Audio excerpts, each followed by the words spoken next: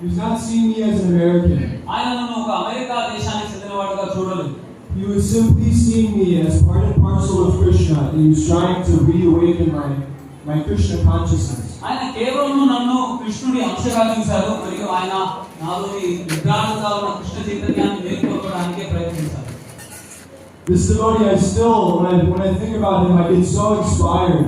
అయితే నేను ఎప్పుడైనా ఈ భక్తుడిని తలుచుకుంటే నాకు చాలా ప్రేరణ లభిస్తుంది. And this is an eternal impression on my mind. అయితే ఇది ఒక నిత్యమైన అనుభూతి నేను ఆ సమయంలో నాకు జరిగిన విషయం. Because this gives me unlimited inspiration to go on in spiritual life. ఎందుకంటే ఇది So many mental disorders. వాళ్ళకు చాలా దురభిప్రాయాలు ఉండేవి, అలానే వాళ్ళకి చాలా మానసిక రోగాలు కూడా ఉండేవి. But he uplifted all of these people. కానీ ఆయన అటువంటి జనాన్ని కూడా ఉద్ధరించారు. And some of these Prabhupada disciples are still around today. అయితే ఈ ప్రభుపాద వారి శిష్యులలో కొందరు ఇప్పటికీ కూడా జీవించున్నారు.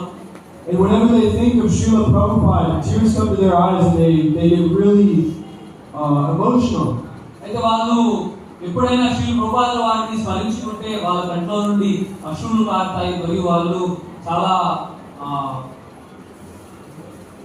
భావాలతో ఉత్తేజపడతారు.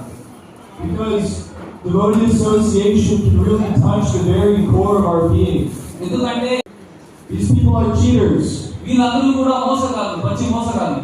We must follow what is according to Shastra. Shastra is the basis. అయితే మనం కేవలం శాస్త్రాలలో ఏదైతే చెప్పబడి ఉందో దాన్ని మాత్రమే పాటించాలి. శాస్త్రమే ఆధారం. And so by the association of devotees, we can give up all of our nonsense. అందుచేత మనం భక్తుల సాంగత్యంతో ఈ దురభిప్రాయాలన్నిటినీ కూడా మనం వదిలివేయచ్చు.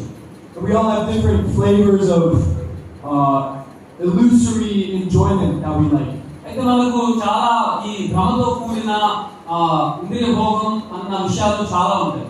Krishna's potency, Mahamaya, is so powerful that she creates unlimited illusions for all the living entities to dream. అయితే కృష్ణుడి శక్తి మహామాయ దుర్గాదేవి ఆమె అసంఖ్యాత ఈ మాయా